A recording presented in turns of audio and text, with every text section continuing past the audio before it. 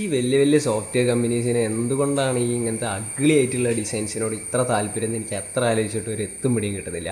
ഞാൻ പറഞ്ഞു വരുന്നത് വേറെ ഒന്നിനെ പറ്റിയിട്ടല്ല, ഇതിനെ പറ്റിയിട്ടാണ്. സംഭവം എന്താ വെച്ചാൽ ആപ്പിളിന് ശേഷം ഗൂഗിൾ ഒരു ചാത്തൻ ഡിസൈനായിട്ട് ഇറങ്ങിയിട്ടുണ്ട്. ഒരു കുഴപ്പമില്ലാണ്ട് നല്ലപോലെ ഫംഗ്ഷൻ ചെയ്തുകൊണ്ടിരുന്ന ഫോൺ ആപ്പിനെ അവർ അപ്ഡേറ്റ് ചെയ്തിട്ട് എന്തൊക്കെ ഒരു കോലത്തിലാക്കി കഴിച്ചു. ഇതിപ്പോൾ നിങ്ങൾക്ക് കാണാൻ കഴിയുന്ന ഫോൺ ആപ്പിൻ്റെ ഹോം സ്ക്രീനാണ്. മുമ്പ് ഇത് ഇങ്ങനെയൊന്നും അല്ലായിരുന്നു, കുറച്ചുകൂടെ വൃത്തിയുള്ളൊരു ഹോം സ്ക്രീൻ ആയിരുന്നു. ഞാൻ വിചാരിച്ചു ഓക്കെ ഡാർക്ക് മോഡിൽ മാത്രമായിരിക്കും പ്രശ്നം, എന്നാൽ ലൈറ്റ് മോഡിലേക്ക് മാറ്റി നോക്കാം. ലൈറ്റ് മോഡ് ആക്കി നോക്കി ഗൈസ്, ലൈറ്റ് മോഡ് അതിലും അബദ്ധം.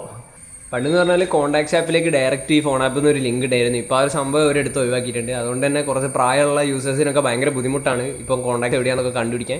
ഫോൺ ആപ്പിന് മാത്രമല്ല, പല പല സ്റ്റോക്ക് ആൻഡ്രോയിഡിൽ വരുന്ന ക്ലോക്ക് ആപ്പ്, അതായത് അലാംസൊക്കെ വെക്കാൻ യൂസ് ചെയ്യുന്ന ക്ലോക്ക് ആപ്പ് ഇതുപോലെ ഒരു ചാത്തൻ ഡിസൈനാക്കി മാറ്റിയിട്ടുണ്ട്. പ്ലീസ് ഗൂഗിൾ ഇത് ചേഞ്ച് ചെയ്യാൻ പറ്റുകയാണെങ്കിൽ എത്ര പറ്റുന്ന ചേഞ്ച് ചെയ്യുക. ട്വിറ്ററിലൊക്കെ നോക്കിക്കഴിഞ്ഞാൽ ഭയങ്കര വലിയ ഔട്ട്ലാഷ് ആണ് ഈ ഒരു ഡിസൈനിനെ പറ്റിയിട്ട്. അപ്പോൾ നിങ്ങൾക്ക് ഈ ഡിസൈൻ തീരെ ഇഷ്ടപ്പെട്ടില്ല, പഴയ ഡിസൈൻ തിരിച്ച് വേണമെന്നുണ്ടെങ്കിൽ ഞാനൊരു ട്രിക്ക് പറഞ്ഞുതരാം. ഒന്നുമില്ല, എന്താണെന്ന് വെച്ചാൽ ഫോൺ ആപ്പ് ലോങ് പ്രസ് ചെയ്യാം, ഇൻഫോയിൽ പോവാം, സെറ്റിങ്സ് പോവാം.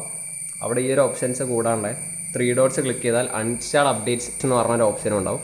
അൺഇൻസ്റ്റാൾ അപ്ഡേറ്റ്സ് കൊടുത്തു കഴിഞ്ഞാൽ സ്റ്റോക്ക് വേർഷനിലേക്ക് നിങ്ങൾക്ക് റിവേർട്ട് ചെയ്യാൻ പറ്റും. ഫോൺ ആപ്പിന് പുതിയ UI ഇഷ്ടപ്പെടാത്ത നിങ്ങളുടെ ഫ്രണ്ടിന് കൂടെ ഈ വീഡിയോ ഒന്ന് ഷെയർ ചെയ്ത് കൊടുക്കും. ഫോൺ ആപ്പിൻ്റെ അടുത്ത അപ്ഡേറ്റിൽ ഗൂഗിൾ ഇത് നേരെയാക്കുന്നുള്ളൊരു പ്രതീക്ഷയോടെ ഗുഡ് ബൈ.